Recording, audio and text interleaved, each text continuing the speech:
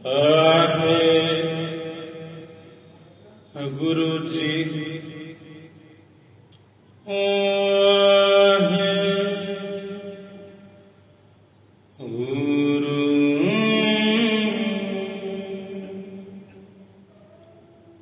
श्री नानक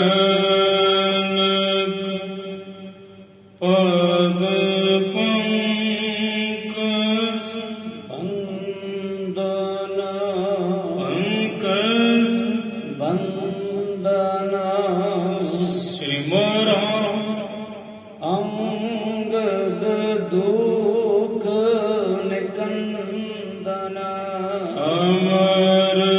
अमरदास गुर हृदय नित ध्यान हृदय नित ध्यान श्री गुरु रामदास गुण गावो श्री अर्जन विज्ञान के नासक विज्ञान के नासक श्री हर गोविंद शुभ सुमत प्रकाशक श्री हर राय नमो कर जोरी नमो कर जोरी और हर कृष्ण मनायो बहोरी तेग बहादुर परम कृपाला परम कृपाला श्री गुरु गोविंद सिंह बेसाला तरा पर उन पुन सीसा उन पुन सीसा वंदनार पार जगदीशा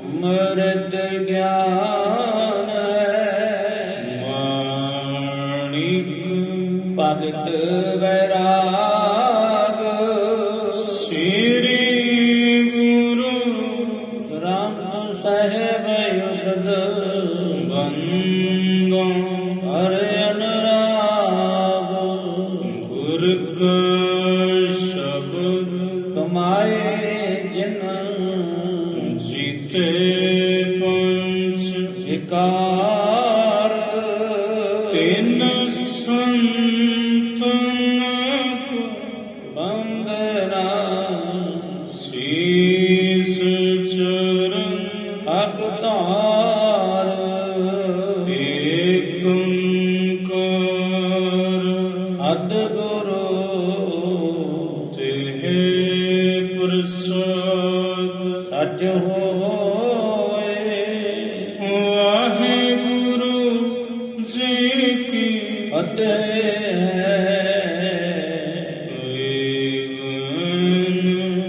विनाश सो वाहिगुरु जी की फतेह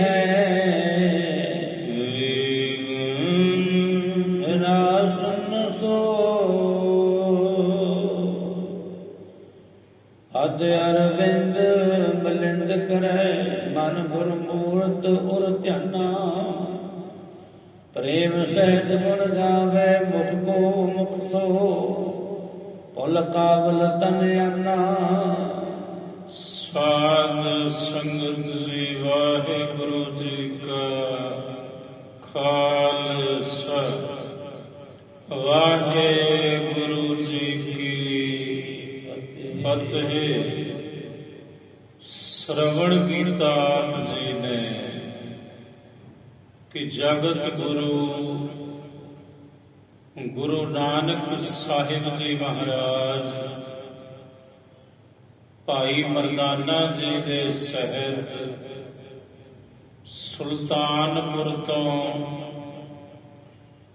17ਵੇਂ ਦਿਨ ਭਾਈ ਲਾਲੋ ਜੀ ਦੇ ਘਰੇ ਏਮਨਾਬਾਦ ਦੀ ਧਰਤੀ ਤੇ ਪਹੁੰਚੇ ਨੇ। ਔਰ ਪਹਿਲੀ ਉਦਾਸੀ ਗੁਰੂ ਨਾਨਕ ਸਾਹਿਬ ਜੀ ਮਹਾਰਾਜ ਜੀ ਦੀ ਆਰੰਭ ਜੋ ਚੱਲ ਰਹੀ ਲੜੀਵਾਰ ਕਥਾ ਸ੍ਰੀ ਗੁਰੂ ਨਾਨਕ ਪ੍ਰਕਾਸ਼ ਦੀ ਆਪ ਜੀ ਨਿਤਾ ਪ੍ਰਤੀ ਸ਼ਾਮ ਦੇ ਸਮੇਂ ਇਸ ਵਕਤ 5 ਵਜੇ ਤੋਂ 6 ਵਜੇ ਤੱਕ ਸ਼ਰਵਣ ਕਰ ਰਹੇ ਹੋ। ਭਾਈ ਲਾਲੋ ਜੀ ਨੇ ਬਹੁਤ ਅਦਬ ਔਰ ਸਲੀਕੇ ਦੇ ਸਹਿਤ ਸਾਹਿਬ ਜੀ ਦੀ ਆਓ ਭਗਤ ਕੀਤੀ। ਮਹਾਰਾਜ ਜੀ ਦੇ ਮੁਬਾਰਕ ਚਰਨਾਂ ਤੇ ਨਤਮਸਤਕ ਹੋਏ ਤੇ ਭਾਈ ਲਾਲੋ ਜੀ ਨਾਲ ਕਿੰਜ ਵਿਚਾਰਾਂ ਹੋਈਆਂ ਆਪ ਜੀ ਨੇ ਸ਼ਰਵਣ ਕੀਤਾ। ਹੁਣ ਭਗਤ ਕੌਣ ਹੁੰਦੇ ਨੇ ਤੇ ਭਗਤੀ ਕੈਸੀ ਹੈ? ਭਾਈ ਮਰਦਾਨਾ ਜੀ ਨੇ ਪੁੱਛਿਆ, ਮਹਾਰਾਜ ਤੁਸੀਂ ਸਿੱਧੇ ਚੱਲ ਕੇ ਸੁਲਤਾਨਪੁਰ ਤੋਂ ਜਿਸ ਦੇ ਘਰੇ ਆਏ ਜੇ, ਇਹ ਬੰਦਾ ਕੌਣ ਹੈ? ਵੀ ਗੁਰੂ ਨਾਨਕ ਇਹਨੂੰ ਮਿਲਣ ਆਉਣ ਐਡੀ ਦੂਰ। ਸਾਹਿਬ ਕਹਿੰਦੇ ਮਰਦਾਨੇ ਇਹ ਭਗਤ ਹੈ ਰੱਬ ਦਾ। ਤੇ ਮਰਦਾਨਾ ਜੀ ਕਹਿੰਦੇ ਮਹਾਰਾਜ ਤੁਸੀਂ ਭਗਤ ਦੀ ਬਾਤ ਕੀਤੀ, ਭਗਤੀ ਕਰਨ ਵਾਲੇ ਭਗਤ ਹੁੰਦੇ ਜੇ। ਤੇ ਮਹਾਰਾਜ ਭਗਤ ਕਿਤਨੇ ਪ੍ਰਕਾਰ ਦੇ ਹੁੰਦੇ ਨੇ? ਗੁਰੂ ਨਾਨਕ ਸਾਹਿਬ ਜੀ ਹੁਣ ਭਾਈ ਮਰਦਾਨਾ ਜੀ ਨੂੰ ਸਮਝਾਉਂਦੇ ਨੇ। ਅੱਜ ਭਗਤ ਧੰਨਾ ਜੀ ਦਾ ਅਵਤਾਰ ਪੁਰਬ ਸਮੁੱਚਾ ਪੰਥ ਮਨਾ ਰਿਹਾ ਹੈ। ਭਗਤ ਦੀ ਪਰਿਭਾਸ਼ਾ ਕੀ ਹੈ? 3 ਅੱਖਰ ਨੇ ਭਗਤ, ਭੱਬਾ ਗੱਗਾ ਤੱਤਾ ਬਰਾਬਰ ਹੈ ਭਗਤ। ਭੱਬੇ ਦਾ ਭਾਵ ਜੋ ਪਰਮਾਤਮਾ ਦੇ ਭਾਣੇ ਵਿੱਚ ਰਹਿੰਦਾ ਹੈ। ਭੱਬੇ ਦਾ ਭਾਵ ਜੋ ਭੁੱਲ ਕਰਦਾ ਨਹੀਂ ਪਰ ਸਦਾ ਹੀ ਕਹਿੰਦਾ ਮੈਂ ਭੁੱਲ ਗਿਆ ਜੀ, ਭੁੱਲਾ ਜੀ, ਭਲਾ ਜੀ। ਇਹ ਭਗਤ ਦੀ ਨਿਸ਼ਾਨੀ ਹੈ ਜੋ ਉਹਦੇ ਭਾਣੇ ਵਿੱਚ ਟੁਰਦਾ ਹੈ, ਜੋ ਸਦਾ ਹੀ ਕਹਿੰਦਾ ਹੈ ਕਿ ਭੁੱਲ ਗਿਆ ਜੀ, ਭਲਾ ਜੀ। ਗੱਗੇ ਦਾ ਭਾਵ ਜਿਸ ਦੇ ਹਿਰਦੇ ਵਿੱਚ ਪਰਮਾਤਮਾ ਦੇ ਗੁਰੂ ਦੇ ਗਿਆਨ ਦੀ ਧਾਰਾ ਵਹਿ ਡੁੱਲਦੀ ਹੈ। ਗੱਗੇ ਦਾ ਭਾਵ ਜਿਸ ਲਈ ਗਮਤਾ, ਜਿਸ ਦੀ ਪਹੁੰਚ ਸਿੱਧੀ ਪਰਮਾਤਮਾ ਤੱਕ ਹੋ ਜਾਂਦੀ ਹੈ। ਗੱਗੇ ਦਾ ਭਾਵ ਸਮੁੰਦਰ ਦੀ ਤਰ੍ਹਾਂ ਜਿਸ ਦੇ ਸੁਭਾਵ ਵਿੱਚ ਤੇ ਜਿਹਦੇ ਬੋਲਾਂ ਵਿੱਚ ਗੰਭੀਰਤਾ ਹੁੰਦੀ ਹੈ।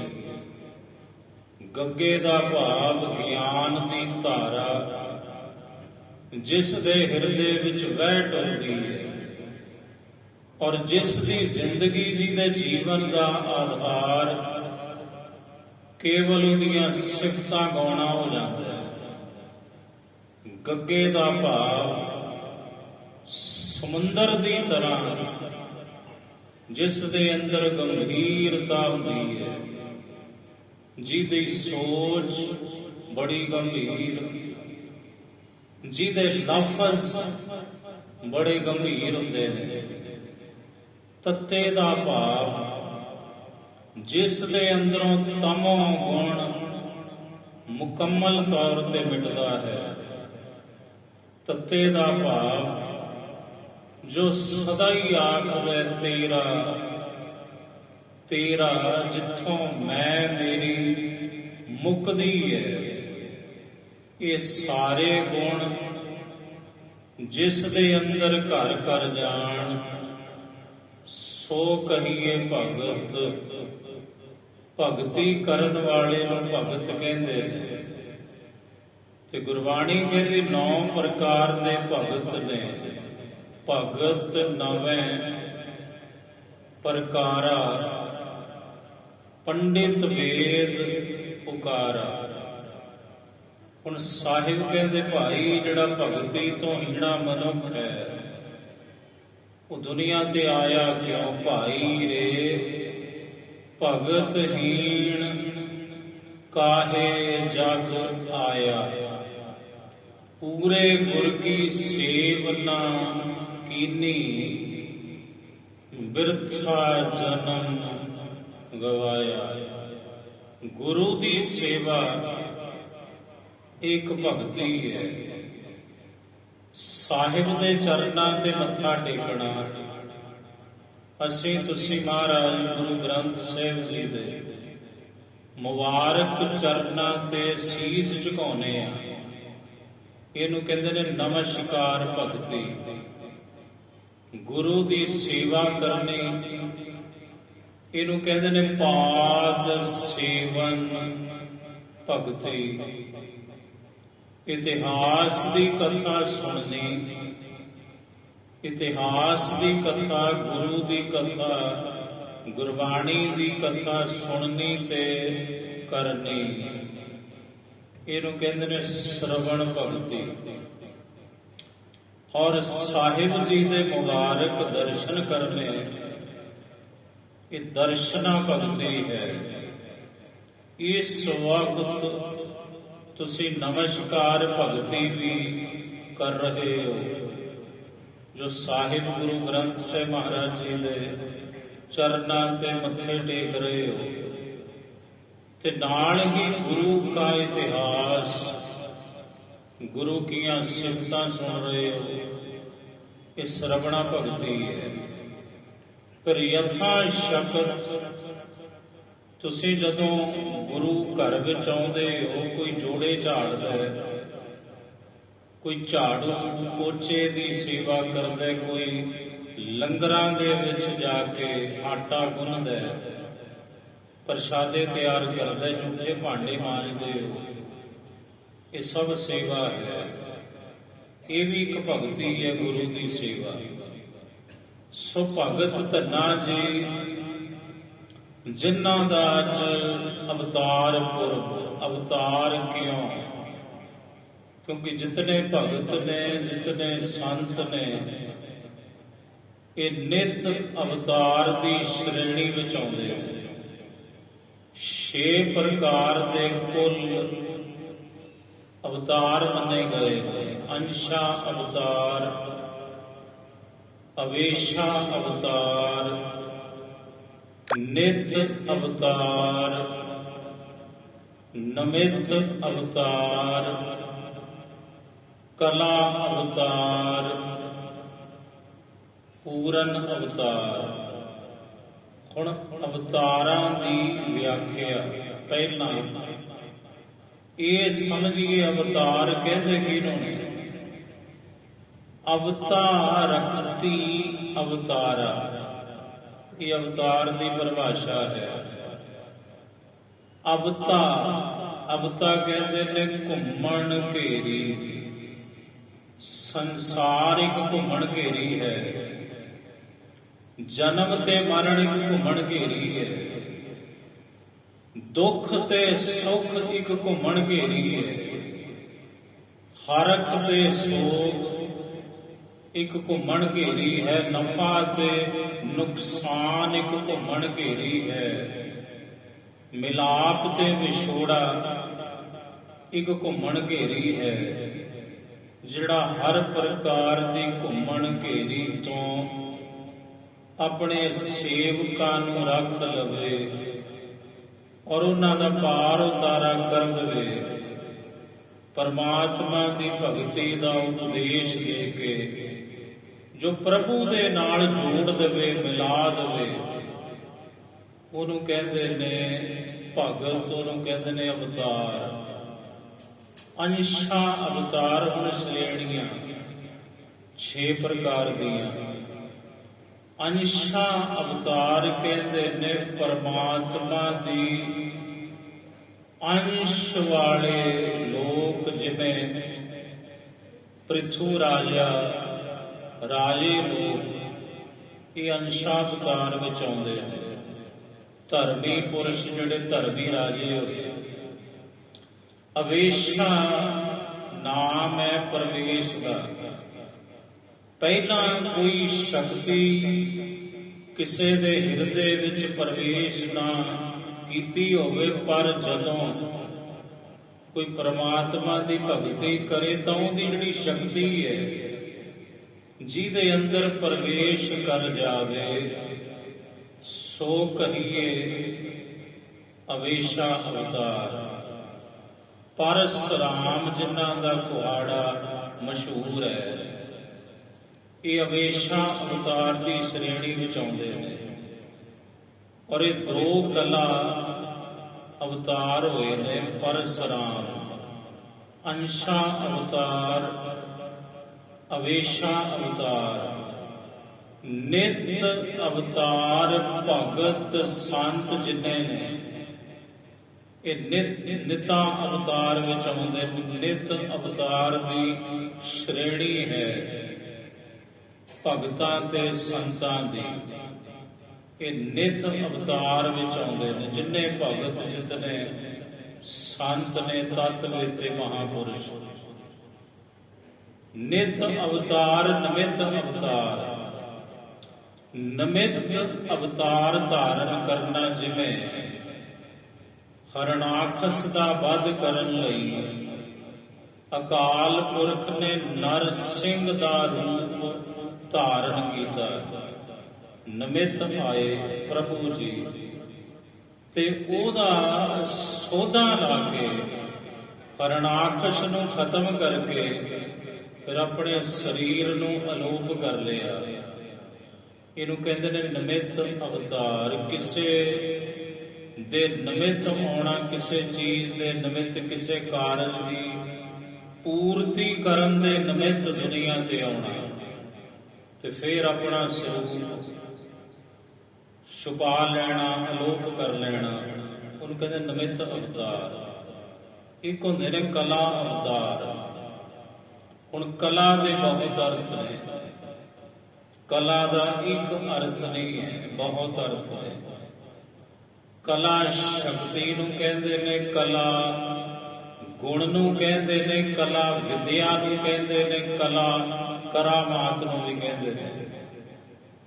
ਹੁਣ ਵਿਸ਼ਨੂੰ ਜੀ ਦੇ 24 ਅਵਤਾਰਾਂ ਵਿੱਚੋਂ 2 ਅਵਤਾਰ ਤ੍ਰੇਤੇ ਦੇ ਅਵਤਾਰੀ ਪੁਰਸ਼ ਸ੍ਰੀ ਰਾਮ ਜੀ ਤੇ ਦੁਆਪਰ ਦੇ ਅਵਤਾਰੀ ਪੁਰਸ਼ ਸ੍ਰੀ ਕ੍ਰਿਸ਼ਨ ਜੀ, ਇਹ ਕਲਾ ਅਵਤਾਰ ਦੀ ਸ਼੍ਰੇਣੀ ਵਿੱਚ ਆਉਂਦੇ ਨੇ। 14 ਕਲਾ ਸੰਪੰਨ ਤ੍ਰੇਤੇ ਦੇ ਅਵਤਾਰੀ ਪੁਰਸ਼ ਸ੍ਰੀ ਰਾਮ ਜੀ ਹੋਏ ਤੇ ਦੁਆਪਰ ਦੇ ਅਵਤਾਰੀ ਪੁਰਸ਼ ਸ੍ਰੀ ਕ੍ਰਿਸ਼ਨ ਜੀ 16 ਕਲਾ ਅਵਤਾਰ ਹੋਏ। ਇੱਕ ਹੁੰਦੇ ਨੇ ਪੂਰਨ ਅਵਤਾਰ। ਵਿਸ਼ਨੂੰ ਜੀ ਦੇ 24 ਅਵਤਾਰਾਂ ਵਿੱਚੋਂ 2 ਅਵਤਾਰ ਪੂਰਨ ਅਵਤਾਰ ਹੋਏ, ਸ੍ਰੀ ਰਾਮ ਤੇ ਸ੍ਰੀ ਕ੍ਰਿਸ਼ਨ ਜੀ। ਇੱਕ ਹੁੰਦੇ ਨੇ ਗੁਰੂ ਅਵਤਾਰ, ਗੁਰੂ ਨਾਨਕ ਸਾਹਿਬ। ਇਹਨਾਂ 6 ਪ੍ਰਕਾਰ ਦੇ ਅਵਤਾਰਾਂ ਤੋਂ ਉੱਪਰਲੀ ਜਿਹੜੀ ਸ਼੍ਰੇਣੀ ਹੈ ਉਹ ਹੈ ਗੁਰ ਅਵਤਾਰ, ਪਰਮੇਸ਼ਰ ਦੇ ਅਵਤਾਰ। ਆਪ ਨਾਰਾਇਣ ਕਲਾਧਾਰ ਜਗ ਮਹਿ ਪਰਵਰਿਓ। ਸੋ ਭਗਤ ਧੰਨਾ ਜੀ ਅੱਜ ਉਹਨਾਂ ਦਾ ਅਵਤਾਰ ਪੁਰਬ ਸਮੁੱਚਾ ਪੰਥ ਮਨਾ ਰਿਹਾ ਮੁੜ ਤੋਂ ਆਪ ਸਰਬਤ ਸੰਗਤਾਂ ਨੂੰ ਭਗਤ ਧੰਨਾ ਜੀ ਦੇ ਅਵਤਾਰ ਪੁਰਬ ਦੀਆਂ ਲੱਖ ਲੱਖ ਵਧਾਈਆਂ ਹੋਵਣ ਜੀ। ਕੁੱਲ ਉਮਰ ਭਗਤ ਧੰਨਾ ਜੀ ਦੀ 60 ਕੁ ਵਰ੍ਹੇ ਦੀ ਲਿਖੀ ਹੈ, 60 ਕੁ ਸਾਲ ਦੀ। ਗੁਰੂ ਨਾਨਕ ਸਾਹਿਬ ਜੀ ਤੋਂ 54 ਸਾਲ ਪਹਿਲਾਂ ਇਸ ਧਰਤੀ ਤੇ ਭਗਤ ਧੰਨਾ ਜੀ ਦਾ ਅਵਤਾਰ ਹੋਇਆ। ਭਗਤ ਧੰਨਾ ਜੀ ਦਾ ਜੋ ਅਵਤਾਰ ਹੈ 1415 ਵਿੱਚ ਹੋਇਆ ਤੇ ਹੁਣ 2021 ਹੈ, 2021। ਹੁਣ ਤੁਸੀਂ ਹਿਸਾਬ ਲਾਓ, 600 ਸਾਲ ਹੋ ਗਏ ਤੇ 15 ਵਿੱਚ 6 ਜੋੜ ਦੋ 21 ਹੋ ਗਏ। ਅੱਜ ਤੋਂ 606 ਵਰ੍ਹੇ ਪਹਿਲਾਂ ਭਗਤ ਧੰਨਾ ਜੀ ਦਾ ਅਵਤਾਰ ਰਾਜਸਥਾਨ ਦੀ ਧਰਤੀ, ਟਾਂਕ ਇਲਾਕਾ ਜ਼ਿਲ੍ਹਾ ਤੇ ਧੁਆਨ ਕਲਾਂ, ਜਿਹਨੂੰ ਧੁਆਂ ਵੀ ਕਹਿੰਦੇ ਨੇ, ਉਸ ਧਰਤੀ ਤੇ ਜ਼ਿਮੀਂਦਾਰਾਂ ਘਰਾਣੇ ਵਿੱਚ ਭਗਤ ਧੰਨਾ ਜੀ ਦਾ ਅਵਤਾਰ ਹੋਇਆ।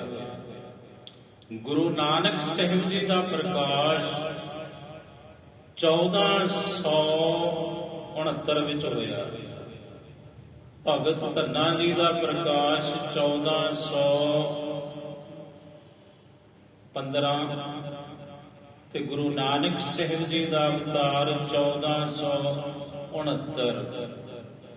ਹੁਣ ਤੁਸੀਂ 54 ਜੋੜੋ 15 ਵਿੱਚ, ਬਰਾਬਰ ਹੈ ਜੋੜ 69। ਇੰਜ 14 ਇੰਜ 54 ਸਾਲ ਪਹਿਲਾਂ ਭਗਤ ਧੰਨਾ ਜੀ ਗੁਰੂ ਨਾਨਕ ਸਾਹਿਬ ਦੇ ਪ੍ਰਕਾਸ਼ ਤੋਂ ਇਸ ਮਾਤ ਲੋਕ ਤੇ ਆਏ, ਇਸ ਜਗਤ ਵਿੱਚ ਆਏ, ਜਿਨ੍ਹਾਂ ਦਾ ਅਵਤਾਰ ਪੁਰਬ ਸਮੁੱਚਾ ਪੰਥ ਮਨਾ ਰਿਹਾ ਹੈ। ਤਕਰੀਬਨ ਭਗਤ ਧੰਨਾ ਜੀ ਦੀ ਜਿਹੜੀ ਬਾਣੀ ਹੈ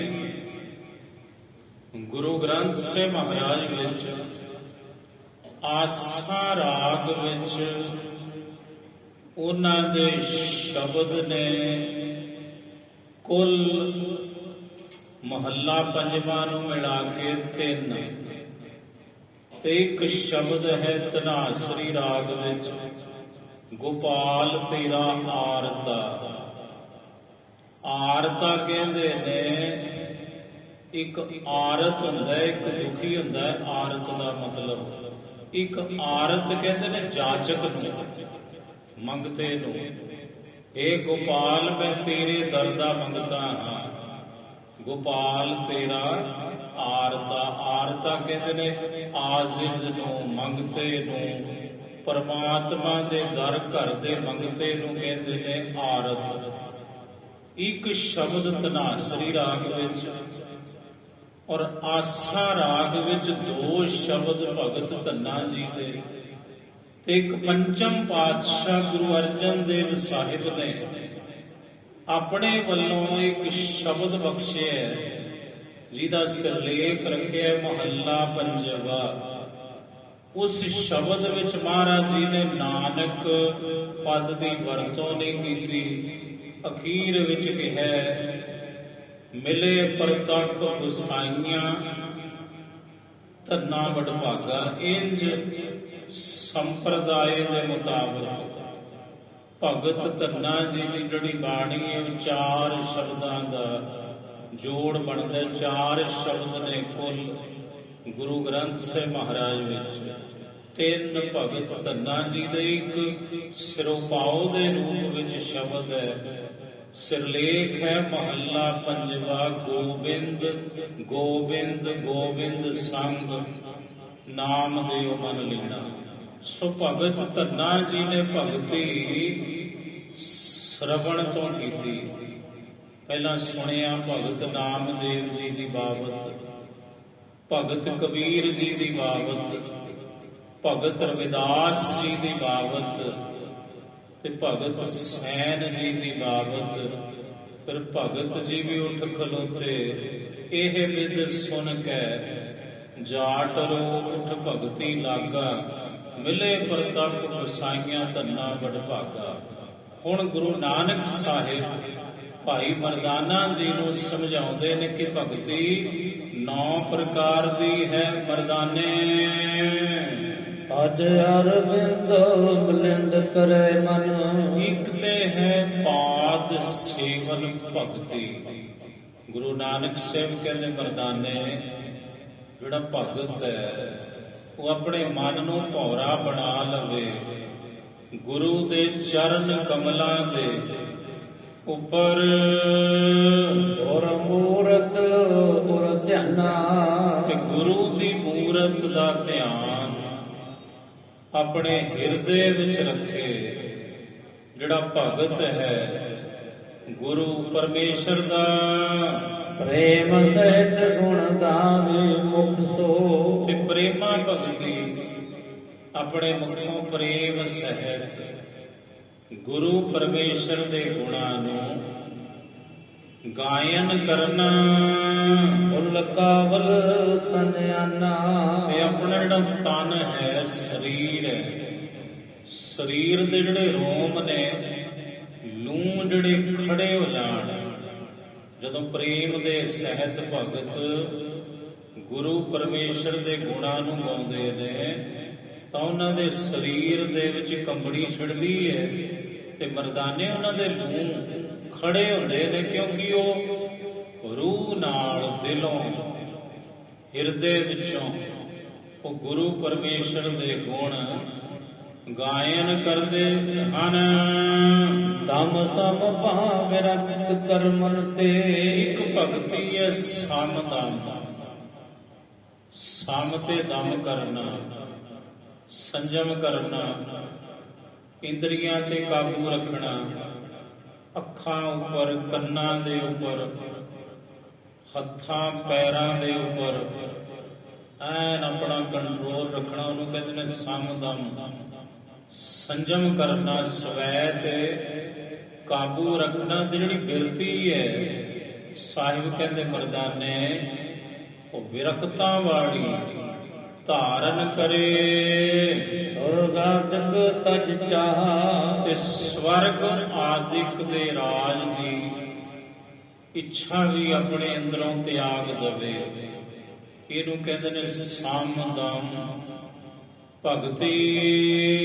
ਹਰ ਕੇ ਦੋਖ ਨਾ ਚੀਰਤ ਮਨ ਮੈਂ, ਪਰਾਏ ਦੇ ਦੋਸ਼ ਗੁਨਾਹ ਐਬ ਆਪਣੇ ਮਨ ਵਿੱਚ ਨਾ ਵੇਖੇ। ਨੂੰ ਕਹਿੰਦੇ ਨੇ ਵੇਖ ਕੇ ਅਣਡਿਠ ਕਰਨਾ। ਆਨ ਲਾਭ ਸਮਤਾ, ਨਫਾ ਨੁਕਸਾਨ ਬਰਾਬਰ ਹੁੰਦਾ ਹੈ ਭਗਤ ਦੇ ਲਈ। ਛਲ ਵਿਹੇਰ ਸਭ ਹੀਤੇ ਹੋਵਨ, ਕਪਟ ਤੋਂ ਬਿਨਾ, ਛਲ ਤੋਂ ਬਿਨਾ। ਇਹ ਨਹੀਂ ਵੀ ਅੰਦਰ ਕੁਝ ਤੇ ਮੂੰਹ ਦੇ ਵਿੱਚ ਕੁਝ ਹੈ, ਨਾ ਨਾ ਐ ਨਹੀਂ। ਉੱਪਰੋਂ ਉੱਪਰੋਂ ਆਓ ਜੀ, ਆਓ ਜੀ, ਤੇ ਅੰਦਰ ਜ਼ਹਿਰ ਭਰੀ ਹੋਵੇ। ਸਤਿਗੁਰੂ ਕਹਿੰਦੇ ਛਲ ਵਿਹੂਣ, ਛਲ ਕਪਟ ਤੋਂ ਵਿਹੂਣ ਹੋ ਕੇ ਸਾਰਿਆਂ ਨਾਲ ਮਿਲਾਪ ਕਰੇ। ਹਰ ਕਸੂਪ ਨਹੀਂ ਆਵੇ, ਤੇ ਖੁਸ਼ੀ ਤੇ ਗਮੀ ਨਾ ਆਵੇ, ਨਾ ਹਰਖ ਤੇ ਨਾ ਸੋਗ ਉਹਦੇ ਮਨ ਵਿੱਚ ਆਵੇ। ਹਰਖ ਸੋਗ ਤੋਂ ਭਗਤ ਇਹ ਮਰਦਾਨੇ ਪਰੇ ਹੁੰਦੇ ਹਨ।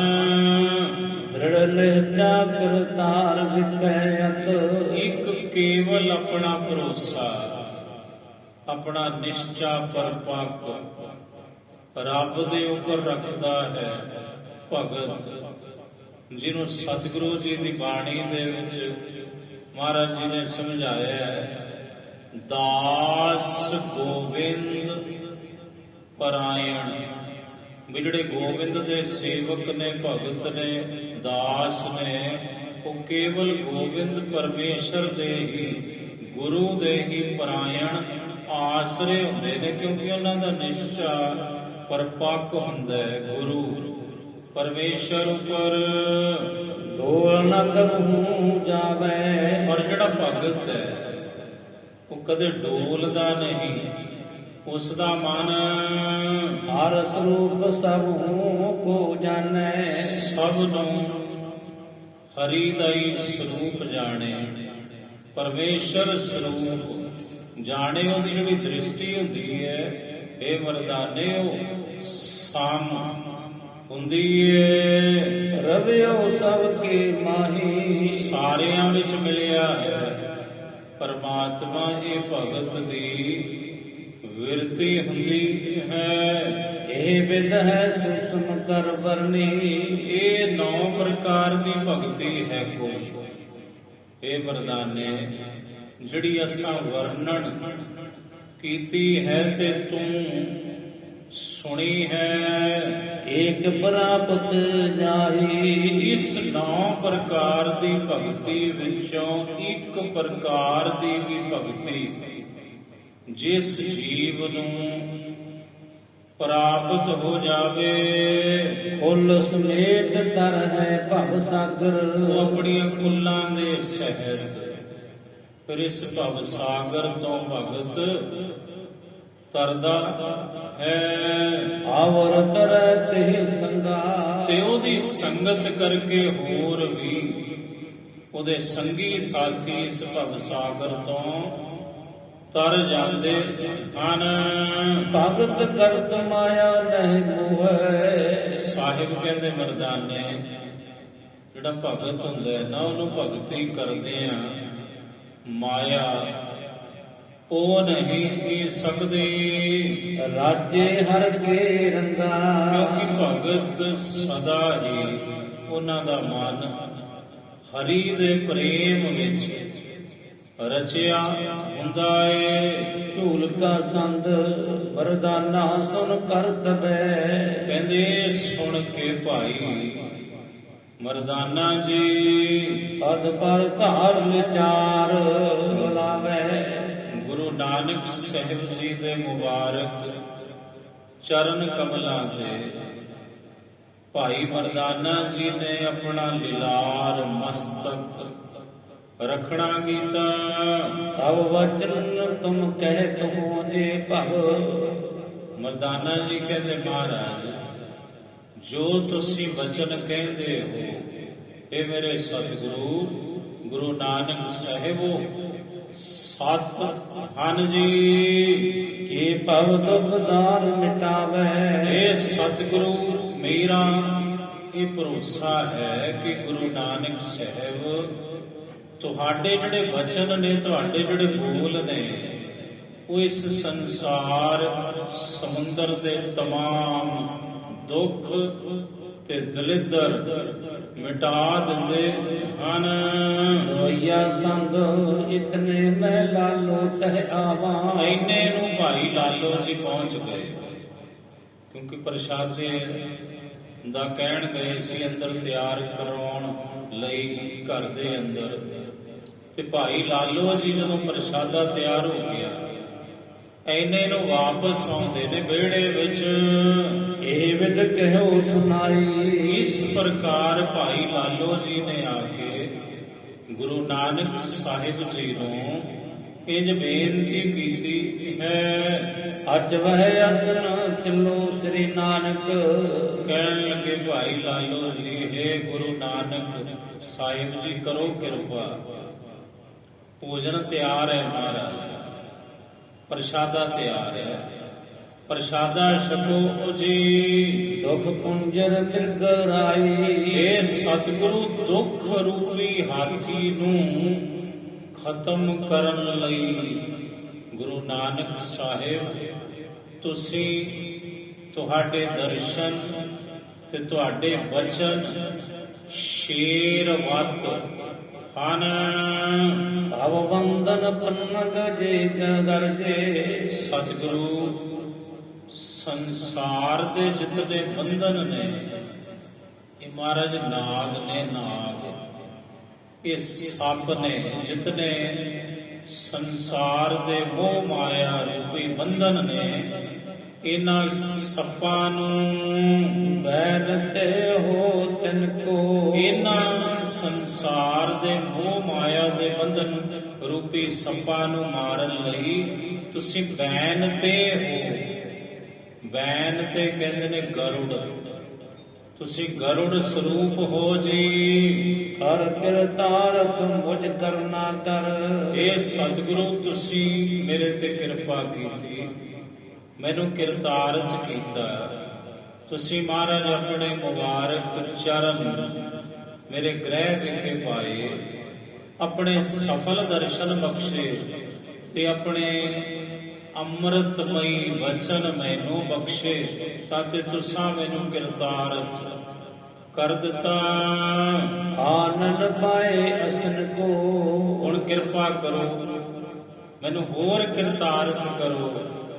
ਜਦੋਂ ਤੁਸੀਂ ਆਪਣੇ ਮੁਖ ਦੇ ਵਿੱਚ ਮਹਾਰਾਜ ਮੇਰੇ ਵੱਲੋਂ ਕਰਵਾਇਆ ਹੋਇਆ ਤਿਆਰ ਪ੍ਰਸ਼ਾਦਾ ਜਦੋਂ ਤੁਸੀਂ ਛਕੋਗੇ, ਤਾਂ ਤੁਹਾਡਾ ਇਹ ਸੇਵਕ, ਤੁਹਾਡਾ ਇਹ ਦਾਸ, ਤੁਹਾਡਾ ਇਹ ਭਗਤ ਭਾਈ ਲਾਲੋ ਹੋਰ ਨਿਹਾਲ ਹੋਵੇਗਾ ਜੀ। ਸੁਣ ਕਰ ਸ੍ਰੀ ਮੁਖ ਵਚਨਾ ਭਾਖੇ। ਇਹ ਸੁਣ ਕੇ ਭਾਈ ਲਾਲੋ ਜੀ ਤੋਂ ਗੁਰੂ ਨਾਨਕ ਸਾਹਿਬ ਮਹਾਰਾਜ ਜੀ ਨੇ ਆਪਣੇ ਪਾਵਨ ਪਵਿੱਤਰ ਮੁਖਾਰ ਬਿੰਦ ਤੋਂ ਇੰਜ ਬਚਨ ਕੀਤੇ। ਆਨੋ ਇਹ ਠਾਂ ਜਾਈ। ਸਾਹਿਬ ਕਹਿੰਦੇ ਮਰਦਾਨੇ ਇੱਥੇ ਹੀ ਲਿਆ, ਅੰਦਰ ਨਹੀਂ ਜਾਣਾ, ਇੱਥੇ ਹੀ ਛਕਾਂਗੇ। ਉਰੇ ਲਿਆ ਪ੍ਰਸ਼ਾਦਾ। ਕਹਿ ਲਾਲੋ ਤੁਮਰੇ ਗਲ ਜੰਜੂ। ਭਾਈ ਲਾਲੋ ਜੀ ਕਹਿੰਦੇ ਮਹਾਰਾਜ ਇੱਥੇ ਹੀ ਸਤਿਗੁਰੂ ਅੰਦਰ ਆ ਜਾਓ, ਥਾਂ ਲਿਪੀ ਹੋਈ ਹੈ। ਮਹਾਰਾਜ ਪਾਣੀ ਪੂਣੀ ਛਿੜਕ ਕੇ ਆਇਆ ਅੰਦਰ, ਅੰਦਰ ਬਹਿ ਕੇ ਛਕੋ ਜੀ। ਬਹਿਰ ਅਸਨ ਕਿਉਂ ਪਾਈ। ਇਹ ਦੱਸੋ ਮਹਾਰਾਜ ਤੁਸੀਂ ਬਾਹਰ ਕਿਉਂ ਬਹਿ ਕੇ ਪ੍ਰਸ਼ਾਦਾ ਛਕੋਗੇ? ਅੰਦਰ ਬੈਠੋ ਸਤਿਗੁਰੂ, ਅੰਦਰ ਚਰਨ ਪਾਓ ਜੀ। ਚੌਂਕੇ ਅੰਦਰ ਚਲ ਕਰ ਜੇਵੋ। ਮਹਾਰਾਜ ਤੁਸੀਂ ਅੰਦਰ ਚਲੋ, ਚੌਂਕੇ ਚ ਰਸੋਈ ਚ ਅੰਦਰ ਬਹਿ ਕੇ ਛਕੋ ਮਹਾਰਾਜ ਪ੍ਰਸ਼ਾਦਾ। ਗਰਮ ਗਰਮ ਤਾਜ਼ਾ ਤਾਜ਼ਾ। ਉੱਤਮ ਜਨਮ ਤੁਮਾਰਾ। ਇਹ ਸਤਿਗੁਰੂ ਕਿਰਪਾ ਕਰੋ। ਜੇ ਇਹ ਠਾਂ ਮਗ ਬਾਬੋ ਸੁਆਮੀ। ਤੁਸੀਂ ਅਵਤਾਰੀ ਪੁਰਸ਼ ਹੋ ਮਹਾਰਾਜ, ਤੇ ਸਤਿਗੁਰੂ ਜੇ ਤੁਸੀਂ ਇਸ ਥਾਂ ਤੇ ਪ੍ਰਸ਼ਾਦਾ ਮੈਥੋਂ ਮੰਗਵਾਉਂਦੇ ਹੋ ਤੇ ਇੱਥੇ ਬਹਿ ਕੇ ਛਕੋਗੇ ਜੇਕਰ। ਸੰਸੈ ਕੋਏ ਹਮਾਰਾ। ਮਹਾਰਾਜ ਮੈਨੂੰ ਤੇ ਕੋਈ ਭਰਮ ਨਹੀਂ, ਪਰ ਜਦੋਂ ਲੋਕਾਂ ਨੂੰ ਪਤਾ ਲੱਗੂ, ਇਮਨਾਬਾਦ ਦੇ ਲੋਕਾਂ ਨੂੰ, ਤੇ ਕੋਈ ਕੁਝ ਕਹੂ, ਕੋਈ ਕੁਝ ਸੰਸਾ ਮਨ ਵਿੱਚ ਧਾਰਨ ਕਰੇਗਾ ਜੀ। ਸ੍ਰੀ ਮੁਖ ਕਹਿਤ ਧਰਤ ਹੈ ਜਿਤਨੀ। ਸਾਹਿਬ ਕਹਿੰਦੇ ਭਾਈ ਲਾਲੋ ਇਹੀ ਤੇ ਭਰਮ ਮੈਂ ਦੂਰ ਕਰਨ ਵਾਸਤੇ ਆਇਆ। ਤੁਹਾਡੇ ਪਾਸ ਕੋਈ ਖਾਸ ਚੌਂਕਾ ਨਹੀਂ ਹੈ। ਗੁਰੂ ਨਾਨਕ ਦਾ ਆ ਜਿੰਨੀ ਧਰਤੀ ਹੈ ਸਾਰੀ ਇਹ ਗੁਰੂ ਨਾਨਕ ਦਾ ਹੀ ਚੌਂਕਾ ਹੈ। ਕੋਈ ਮੈਂ ਖਾਸ ਚੌਂਕਾ ਨਹੀਂ ਚੁਣਦਾ ਭੋਜਨ ਪਾਉਣ ਲਈ। ਇਤਨੋ ਚੌਂਕਾ ਜਾਨੋ। ਬਸ ਇਹਨੂੰ ਸਾਰੀ ਧਰਤੀ ਨੂੰ, ਪ੍ਰਿਥਵੀ ਨੂੰ, ਇਹਨੂੰ ਤੁਸੀਂ ਗੁਰੂ ਨਾਨਕ ਦਾ ਚੌਂਕਾ ਹੀ ਸਮਝੋ, ਜਾਣੋ। ਹਾਜ਼ਰ ਤੇ ਸੇ ਸੁਝੇ ਹੋਏ। ਸਾਹਿਬ ਕਹਿੰਦੇ ਭਾਈ ਲਾਲੋ ਸੁਣ, ਜਿਹੜੇ ਸੱਚੇ ਪਰਮਾਤਮਾ ਦੇ ਨਾਮ ਵਿੱਚ, ਉਹਦੇ ਪ੍ਰੇਮ ਵਿੱਚ ਰੱਤੇ ਜਾਂਦੇ ਨੇ, ਉਹ ਸਦਾ ਹੀ ਸੁੱਚੇ ਹੁੰਦੇ ਨੇ। ਉਹਨਾਂ ਨੂੰ ਹੋਰ ਕਿਸੇ ਸੁਚਮਤਾਈ ਦੀ ਫਿਰ ਲੋੜ ਨਹੀਂ ਹੁੰਦੀ। ਮਨ ਕੋ ਭਰਮ ਮਿਟਾਨੋ। ਇੱਕ ਮਨ ਦਾ ਭੁਲੇਖਾ ਹੈ ਬਈ ਉਹ ਥਾਂ ਸੁੱਚੀ ਹੈ ਝੂਠੀ ਹੈ, ਇਹੀ ਤੇ ਭੁਲੇਖਾ ਭਗਤ ਕਬੀਰ ਜੀ ਨੇ ਵੀ ਮਿਟਾਇਆ ਸੀ। ਜਦੋਂ ਭਗਤ ਕਬੀਰ ਜੀ ਪ੍ਰਸ਼ਾਦਾ ਆਇਆ ਘਰੋਂ, ਤਾਂ ਖੱਡੀ ਦੇ ਉੱਪਰ ਬਹਿ ਕੇ ਲੱਗ ਗਏ ਛਕਣ। ਕੋਲੋਂ ਇੱਕ ਕਰਮ ਕਾਂਡੀ ਵਿਅਕਤੀ ਨਿਕਲਿਆ। ਉਹ ਕਹਿਣ ਲੱਗਾ ਭਗਤ ਜੀ ਕਮਾਲ ਕਰਦੇ ਹੋ, ਤੁਸੀਂ ਭਗਤ ਹੋ, ਤੁਹਾਨੂੰ ਸਾਰੇ ਮਰਿਆਦਾ ਪੁਰਸ਼ੋਤਮ ਮੰਨਦੇ ਨੇ। ਲੋਕੀ ਵੇਖ ਕੇ ਤੁਹਾਡੇ ਵੱਲ ਸਿੱਖਿਆ ਲੈਂਦੇ ਨੇ ਤੇ ਲੋਕ ਵੇਖਣਗੇ ਬਈ ਆ ਭਗਤ ਤੇ ਖੱਡੀ ਤੇ ਬੈਠੇ ਰੋਟੀ ਖਾਂਦਾ ਹੈ, ਤੇ ਮਰਿਆਦਾ ਵਿਗੜ ਜੂਗੀ ਦੁਨੀਆ ਦੀ। ਤੁਸੀਂ ਕਿਸੇ ਸੁੱਚੀ ਥਾਂ ਤੇ ਬੈਠੋ। ਤੇ ਭਗਤ ਕਬੀਰ ਜੀ ਨੇ ਫਿਰ ਬਸੰਤ ਰਾਗ ਵਿੱਚ ਇਹ ਸ਼ਬਦ ਉਚਾਰਨ ਕੀਤਾ। ਉਸ ਸ਼ਬਦ ਦੀ ਰਹਾਉ ਦੀ ਪੰਕਤੀ ਹੈ, ਕਹ ਪੰਡਿਤ ਸੂਚਾ ਕਵਨ ਠਾਓ। ਇਹ ਪੰਡਤ ਜੀ, ਇਹ ਵਿਦਵਾਨ ਪੁਰਸ਼ਾ, ਤੂੰ ਦੱਸ ਸੁੱਚੀ ਥਾਂ ਕਿਹੜੀ ਹੈ? ਕਿਹੜੀ ਥਾਂ ਸੁੱਚੀ ਹੈ? ਮਾਤਾ ਦੀ ਗੋਦ ਵੀ ਸੁੱਚੀ ਨਹੀਂ, ਬਾਪੂ ਦੀ ਗੋਦ ਵੀ ਸੁੱਚੀ ਨਹੀਂ, ਮਾਂ ਵੀ ਝੂਠੀ ਹੈ ਤੇ ਬਾਪੂ ਵੀ ਝੂਠਾ ਹੈ। ਤੇ ਬੱਚੇ ਤੇ ਮਾਂ ਬਾਪ ਦੀ ਕੁੱਛੜ 'ਚ ਬਹਿ ਕੇ ਰੋਟੀ ਖਾ ਲੈਂਦੇ ਨੇ, ਉਹ ਤੇ ਝੂਠੇ ਹੋਏ। ਫਿਰ ਸਾਹਿਬ ਜੀ ਦੀ ਬਾਣੀ, ਭਗਤ ਕਬੀਰ ਜੀ ਇੱਥੋਂ ਸ਼ਬਦ ਆਰੰਭ ਕਰਦੇ ਨੇ, ਮਾਤਾ ਝੂਠੀ ਪਿਤਾ ਵੀ ਝੂਠਾ। ਭਗਤ ਜੀ ਕਹਿੰਦੇ ਮਾਂ ਵੀ ਝੂਠੀ ਹੈ, ਪਿਤਾ ਵੀ ਝੂਠਾ ਹੈ। ਕਿਉਂ? ਕਿਉਂਕਿ ਦੋਨਾਂ ਦਾ ਸੰਬੰਧ ਹੁੰਦਾ ਹੈ ਤੇ ਔਲਾਦ ਹੁੰਦੀ ਹੈ। ਤੇ ਭਗਤ ਜੀ ਕਹਿੰਦੇ ਜਦੋਂ ਮਾਂ ਝੂਠੀ, ਬਾਪ ਝੂਠਾ, ਤੇ ਫਿਰ ਅਸੀਂ ਤੁਸੀਂ ਜਿਹੜੀ ਔਲਾਦ ਹੈ ਮਾਂ ਬਾਪ ਦੀ, ਅਸੀਂ ਸੁੱਚੇ ਕਿੱਥੋਂ ਹੋ ਗਏ? ਅਸੀਂ ਵੀ ਤਾਂ ਝੂਠੇ ਹੀ ਹੋਏ, ਕਿਉਂਕਿ ਝੂਠੇ ਨੂੰ ਝੂਠਾ ਹੀ ਫਲ ਲੱਗੂ। ਭਗਤ ਜੀ ਕਹਿੰਦੇ ਮਾਤਾ ਝੂਠੀ, ਪਿਤਾ ਵੀ ਝੂਠਾ, ਝੂਠੇ ਹੀ ਫਲ ਲਾਗੇ। ਅਸੀਂ ਤੁਸੀਂ ਜਿਹੜੇ ਧੀਆਂ ਪੁੱਤਰ ਆ, ਮਾਂ ਬਾਪ ਦੇ ਔਲਾਦ ਆ, ਸੰਤਾਨ ਆ, ਅਸੀਂ ਸੁੱਚੇ ਕਿੱਥੋਂ ਹੋ ਗਏ? ਝੂਠਿਆਂ ਨੂੰ ਝੂਠੇ ਫਲ ਲੱਗਣਗੇ। ਝੂਠੇ ਦਰਖਤ ਨੂੰ, ਮਾਂ ਬਾਪ ਰੂਪੀ ਬ੍ਰਿਕਸ਼ ਨੂੰ ਸੰਤਾਨ ਰੂਪੀ ਜਿਹੜੇ ਫਲ ਲੱਗੇ ਨੇ, ਇਹ ਵੀ ਝੂਠੇ ਨੇ। ਝੂਠੇ ਹੀ ਫਲ ਲਾਗੇ ਆਵਹਿ ਝੂਠੇ। ਤੇ ਭਗਤ ਜੀ ਕਹਿੰਦੇ ਪੰਡਤ ਜੀ ਜਦੋਂ ਬੰਦਾ ਜੰਮਦਾ ਹੈ ਉਦੋਂ ਵੀ ਤੇ ਝੂਠਾ ਹੁੰਦਾ ਹੈ, ਤੇ ਜਦੋਂ ਬੰਦਾ ਮਰਦਾ ਹੈ ਉਦੋਂ ਵੀ ਝੂਠਾ ਹੁੰਦਾ ਹੈ। ਭਗਤ ਜੀ ਕਹਿੰਦੇ ਅਸੀਂ ਨਹੀਂ ਕਹਿੰਦੇ, ਤੁਸੀਂ ਕਹਿੰਦੇ ਹੋ ਵੀ ਸੂਤਕ ਪਾਤਕ ਦੀ ਕਿਰਿਆ ਹੁੰਦੀ ਹੈ। ਕਿਸੇ ਦੇ ਘਰੇ ਕੋਈ ਬੱਚਾ ਜਨਮ ਲਵੇ, ਆ ਮਾਈਆਂ ਕਹਿਣਗੀਆਂ ਨੋਹੇ ਜਾਈ ਨਾ 40 ਦਿਨ ਭਾਈ, ਉਹਨਾਂ ਦੇ ਘਰੇ ਸੂਤਕ ਚੱਲਦਾ ਹੈ। ਅੱਛਾ, ਤੇਰੀ ਨੋਹ ਨੇ ਤੇ ਬੱਚੇ ਨੂੰ ਜਨਮ ਦੇਣਾ ਹੀ ਨਹੀਂ ਨਾ। ਜਿਵੇਂ ਵੇਖੋ ਮਾਈ ਕਿਉਂ ਜੀ ਪੁੱਠੀ ਸਿੱਖਿਆ ਪੜਾਉਂਦੀ ਹੈ। ਨੋਹੇ ਜਾਈ ਨਾ ਧੀਏ, ਉੱਥੇ ਫਲਾਣੇ ਦੇ ਘਰੇ ਧੀ ਜਾਂ ਹੋਈ ਹੈ, ਪੁੱਤ ਹੋਇਆ, ਸੂਤਕ ਦੀ ਕਿਰਿਆ ਚੱਲਦੀ ਹੈ। ਬਈ ਉੱਥੇ ਸੂਤਕ ਦੀ ਕਿਰਿਆ, ਆਪਾਂ ਨਹੀਂ ਜਾਣਾ।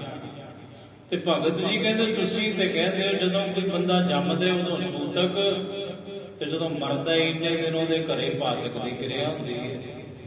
ਪਰ ਜੰਮਣਾ ਤੇ ਮਰਨਾ ਸੁੱਚਾ ਕਿੱਥੋਂ ਹੋ ਗਿਆ? ਮਰਨਾ ਵੀ ਝੂਠਾ ਤੇ ਜੰਮਣਾ ਵੀ ਫਿਰ ਝੂਠਾ ਹੋ ਗਿਆ। ਭਗਤ ਜੀ ਕਹਿੰਦੇ ਆਵਹਿ ਝੂਠੇ, ਜਾਹੇ ਵੀ ਝੂਠੇ, ਝੂਠੇ ਮਰਹੇ ਅਭਾਗੇ, ਕਹ ਪੰਡਿਤ ਸੂਚਾ ਕਵਨ ਠਾਓ। ਇਹ ਪੰਡਤ ਜੀ, ਇਹ ਵਿਦਵਾਨ ਪੁਰਸ਼ੋ, ਮਹਾਂਪੁਰਸ਼ੋ, ਇਹ ਦੱਸੋ ਸੁੱਚੀ ਥਾਂ ਕਿਹੜੀ ਹੈ? ਆਪਾਂ ਉੱਥੇ ਬਹਿ ਜਾਂਦੇ ਹਾਂ। ਕਹ ਪੰਡਿਤ ਸੂਚਾ ਕਵਨ ਠਾਓ, ਜਹਾਂ ਬੈਸ ਹੋਂ ਭੋਜਨ ਖਾਓ। ਭਗਤ ਜੀ ਕਹਿੰਦੇ ਗੋਬਰ ਝੂਠਾ, ਚੌਂਕਾ ਝੂਠਾ। ਭਗਤ ਜੀ ਕਹਿੰਦੇ ਗੋਬਰ ਵੀ ਝੂਠਾ ਤੇ ਚੌਂਕਾ ਵੀ ਝੂਠਾ ਹੋਇਆ ਹੈ। ਤੇ ਗੋਬਰ ਦੇ ਵਿੱਚ ਕਿੰਨੇ ਕਿਰਮ ਹੁੰਦੇ ਨੇ, ਤੇ ਜਦੋਂ ਪੋਚਾ ਦੇਈਦੇ ਵਿਚਾਰੇ ਮਰ ਜਾਂਦੇ ਨੇ। ਫਿਰ ਜਿਹੜਾ ਚੌਂਕਾ ਸੁੱਚਾ ਕਿੱਥੋਂ ਹੋ ਗਿਆ? ਭਗਤ ਜੀ ਕਹਿੰਦੇ ਕਹੋ ਪੰਡਿਤ ਸੂਚਾ ਕਵਨ ਠਾਓ, ਜਹਾਂ ਬੈਸ ਔ ਭੋਜਨ ਖਾਓ ਰਹਾਓ। ਜਿਹਵਾ ਝੂਠੀ, ਆ ਜਿਹੜੀ ਜੀਵ ਹੈ ਮਾਸ ਦਾ ਟੁਕੜਾ, ਇਹ ਸੁੱਚਾ ਕਿੱਥੋਂ ਹੈ? ਪੰਡਤ ਜੀ ਇਹ ਤੇ ਬੜੀ ਝੂਠੀ ਹੈ। ਨਿੰਦਿਆ ਇਹ ਕਰਦੀ ਏ, ਚੁਗਲੀ ਇਹ ਕਰਦੀ ਏ, ਮਾੜਾ ਇਹ ਬੋਲਦੀ ਏ, ਸੁੱਚੀ ਹੋ ਗਈ ਇਹ। ਜਿਹਵਾ ਝੂਠੀ ਬੋਲਤ ਝੂਠਾ, ਕਾਰਨ ਆ ਸਾਡੇ ਕੰਨ ਇਹ ਸਵਾਦ ਲੈ ਲੈ ਕੇ ਨਿੰਦਿਆ ਸੁਣਦੇ ਨੇ, ਸਵਾਦ ਲੈ ਲੈ ਕੇ ਚੁਗਲੀਆਂ ਸੁਣਦੇ ਨੇ। ਕੰਨ ਸੁੱਚੇ ਨੇ, ਕੰਨ ਵੀ ਝੂਠੇ ਲਟਕਦੇ ਨੇ ਸਰੀਰ ਨਾਲ, ਜੀਭ ਵੀ ਝੂਠੀ ਲਟਕਦੀ ਹੈ ਮੂੰਹ ਦੇ ਅੰਦਰ। ਜਿਹਵਾ ਝੂਠੀ, ਜਿਹਵਾ ਝੂਠੀ ਬੋਲਤ ਝੂਠਾ, ਕਾਰਨ ਨੇਤਰ ਅੱਖੀਆਂ ਕਿੱਥੋਂ ਸੁੱਚੀਆਂ ਹੋ ਗਈਆਂ।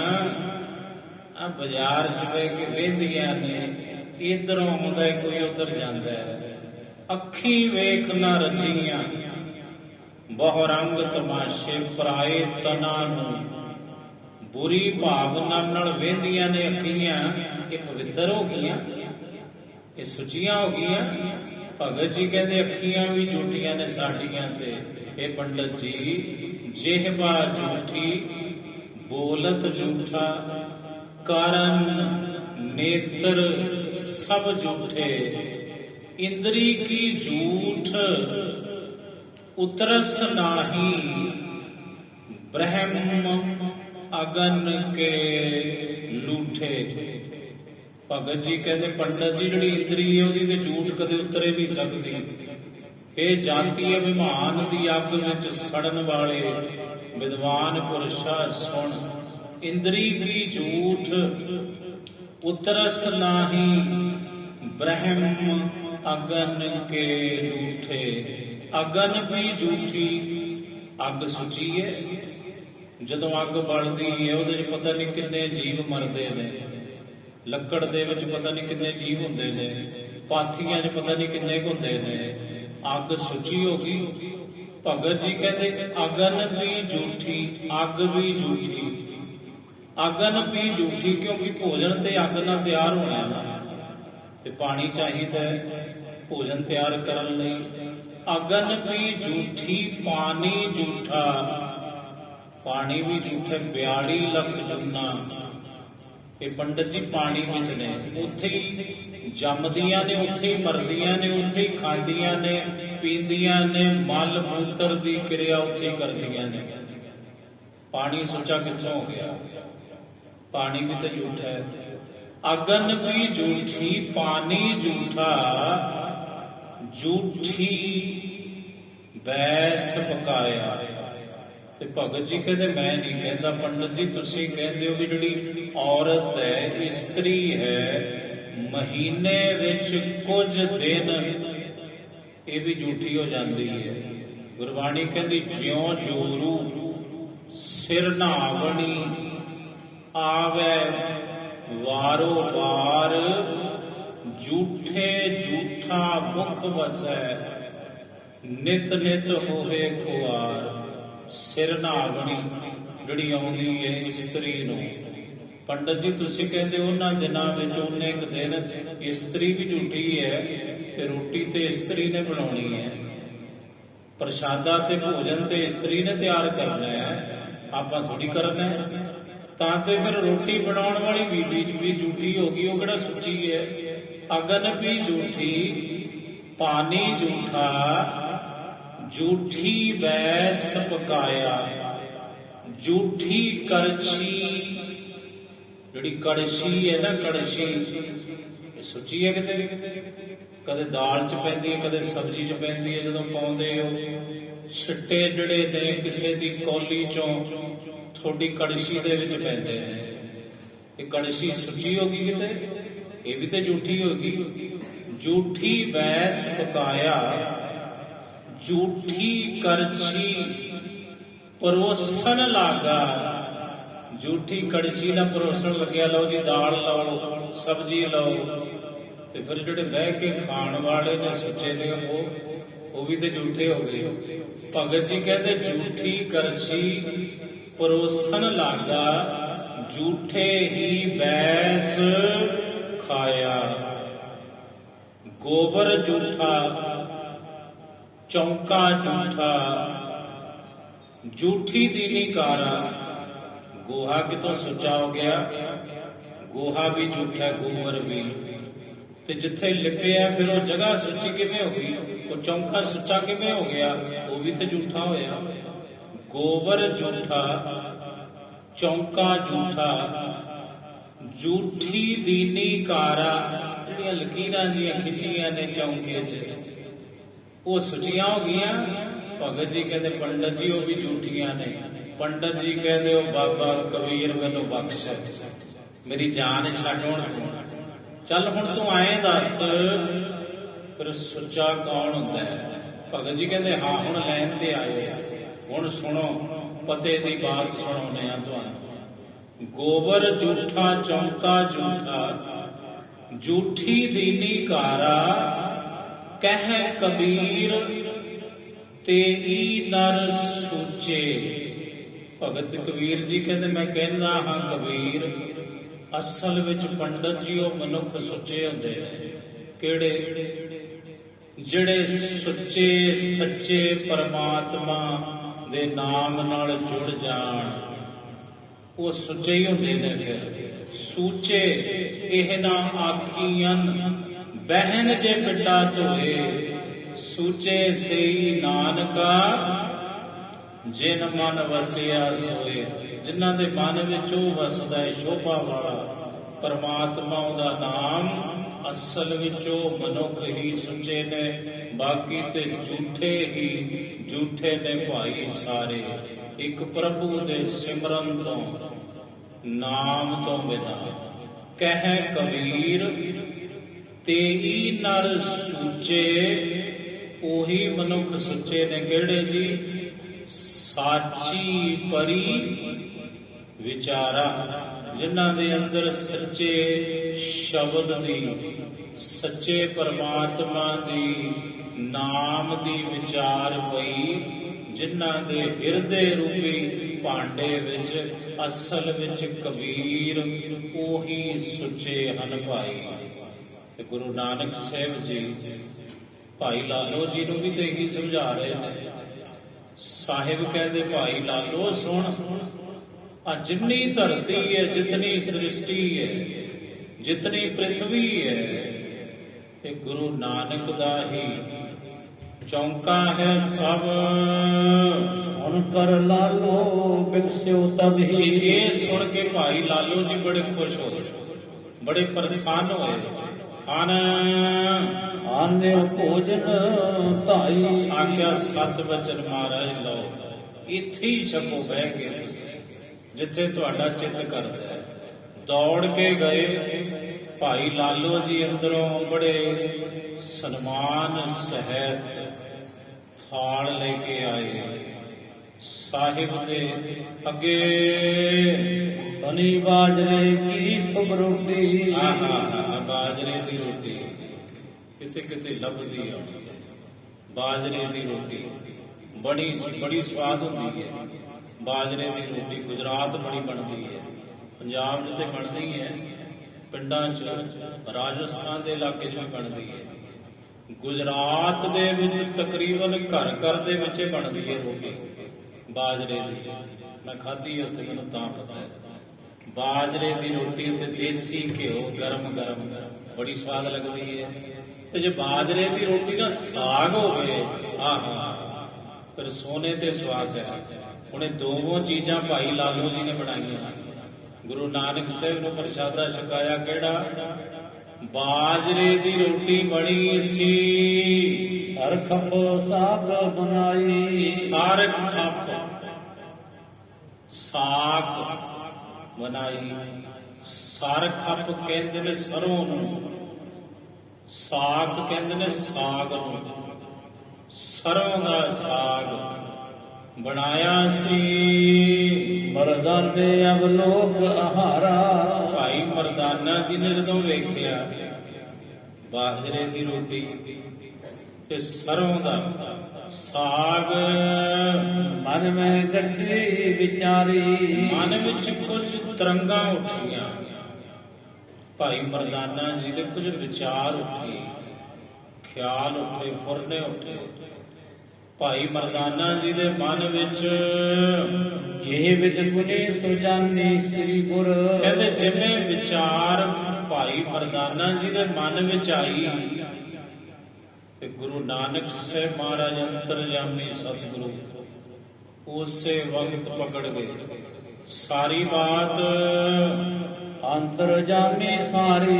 ਅੰਤਰਜਾਮੀ ਨੇ ਸਾਰੀ ਬਾਤ ਅੰਦਰਲੀ ਜਾਣੀ ਵੀ ਭਾਈ ਮਰਦਾਨਾ ਜੀ ਇਸ ਵਕਤ ਕੀ ਫੁਰਨਾ ਉਠਾ ਰਹੇ ਹਨ। ਮਰਦਾਨੇ ਕਿਉਂ ਗਣਤੀ ਕਿੰਨੀ। ਸਾਹਿਬ ਕਹਿੰਦੇ ਮਰਦਾਨਿਆ ਵੀ ਕਮਾਲ ਹੈ, ਰੋਟੀ ਖਾ, ਇਹ ਤੇ ਬਹੁਤ ਵਧੀਆ ਮੇਲ ਹੈ, ਬਾਜਰੇ ਦੀ ਰੋਟੀ, ਸਰੋਂ ਦਾ ਸਾਗ। ਤੂੰ ਕਿਉਂ ਐਵੇਂ ਸੋਚਾਂ ਸੋਚਦਾ ਆਪਣੇ ਮਨ ਵਿੱਚ ਪ੍ਰਸ਼ਾਦਾ ਛਕ। ਅਜਬੋ ਜਾਨੋ ਤਬ ਹੀ। ਜਦੋਂ ਛਕੇਗਾ ਨਾ ਮਰਦਾਨੇ ਜਾਣੇਗਾ ਉਦੋਂ ਵੇਖ ਕੇ ਨਾ ਭਰਮ ਕਿ ਰੋਟੀ ਬਾਜਰੇ ਦੀ ਹੈ, ਵੇਖ ਕੇ ਨਾ ਭਰਮੀ ਕਿ ਸਰੋਂ ਦਾ ਸਾਗ ਹੈ। ਸਾਹਿਬ ਕਹਿੰਦੇ ਫਰਕ ਹੈ ਬਹੁਤ। ਬੇਸ਼ੱਕ ਬਾਜਰੇ ਦੀ ਰੋਟੀ ਤੂੰ ਕਿਤੇ ਹੋਰ ਵੀ ਖਾਧੀ ਹੋਵੇਗੀ, ਸਰੋਂ ਦਾ ਸਾਗ ਵੀ ਖਾਧਾ ਹੋਇਆ ਤੂੰ ਬਹੁਤ ਥਾਵਾਂ ਤੇ, ਪਰ ਜਿਹੋ ਜਿਹਾ ਸਵਾਦ ਇੱਥੇ ਆਉਣਾ ਨਾ ਮਰਦਾਨੇ, ਇਹ ਪਹਿਲੀ ਵਾਰੀ ਤੈਨੂੰ ਰਸ ਆਉਣਾ ਹੈ ਇਸ ਭੋਜਨ ਵਿੱਚੋਂ। ਕਿਉਂ? ਕਿਉਂਕਿ ਹੱਕ ਸੱਚ ਦੀ ਕਮਾਈ ਦੀ ਇਹ ਰੋਟੀ ਹੈ ਤੇ ਬੰਦਗੀ ਵਾਲੇ ਪੁਰਸ਼ ਦੇ ਘਰੇ ਤਿਆਰ ਹੋਇਆ ਹੈ ਇਹ ਪ੍ਰਸ਼ਾਦਾ। ਇਸ ਪ੍ਰਸ਼ਾਦੇ ਵਿੱਚ ਕਰਤਾਰ ਦਾ ਚਿੰਤਨ, ਪ੍ਰਭੂ ਦਾ ਸਿਮਰਨ, ਉਹਦਾ ਨਾਮ ਮਿਲਿਆ ਏ ਤੇ ਜਿਹੜੀ ਭਾਵਨਾ ਇਹ ਵੱਡੀ ਹੁੰਦੀ ਹੈ। 36 ਪ੍ਰਕਾਰ ਦੇ ਪਦਾਰਥ ਹੋਣ, ਛਕਾਉਣ ਵਾਲੇ ਦੀ ਭਾਵਨਾ ਨਾ ਹੋਵੇ, ਕਹੇ ਕਿੱਥੋਂ ਆ ਗਏ। ਜਿਵੇਂ ਦੁਰਯੋਧਨ ਨੇ ਕਿਹਾ ਸੀ ਤਾਂ ਕਹਿੰਦਾ ਗਵਾਲਾ ਤੁਰਿਆ ਆਉਂਦਾ ਤੇ ਸ੍ਰੀ ਕ੍ਰਿਸ਼ਨ ਜੀ ਪਿੱਛੇ ਮੁੜ ਗਏ ਸੀ, ਗਏ ਨਹੀਂ ਸੀ ਮਹਿਲਾਂ ਵਿੱਚ, ਬਿਦਰ ਦੇ ਘਰੇ ਗਏ ਤੇ ਜਾ ਕੇ ਉੱਥੇ ਰਾਤ ਕੱਟੀ, ਗੁਣ ਗਾਏ ਤੇ ਜੋ ਘਰੇ ਸੀ ਉਹ ਛਕਿਆ, ਆਨੰਦਿਤ ਹੋਏ ਸ੍ਰੀ ਕ੍ਰਿਸ਼ਨ ਜੀ। ਭੀਲਣੀ ਦੇ ਝੂਠੇ ਮੇਰ ਖਾਧੇ। ਕਿਉਂ? ਉਹ ਪ੍ਰੇਮ ਸੀ, ਉਹ ਭਾਵਨਾ ਸੀ।